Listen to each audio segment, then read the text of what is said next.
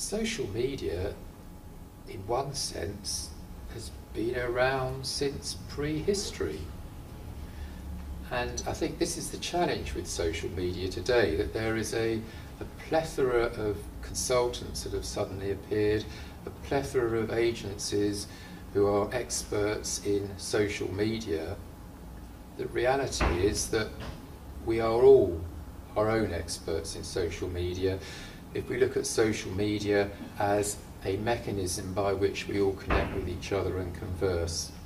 And the very first tool which enabled us to come together and have good discussions was probably the campfire. We were attracted to the campfire, we sat around and had good conversations. And today, social media tools are obviously far more sophisticated than the campfire, and there are social media platforms specifically designed to enable us to conduct conversations with people, usually people we know.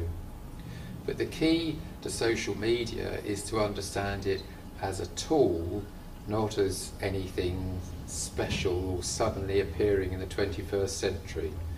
This is just a different way to enable us to do what we've always done. And the key to that at that point is that talking about a social media strategy actually doesn't make a lot of sense. If we just understand social media to be the tools by which we communicate, there are some great social media tools out there. The telephone, for example, is one of my favourite. And who would actually sit down and write a telephone strategy? It doesn't make a lot of sense.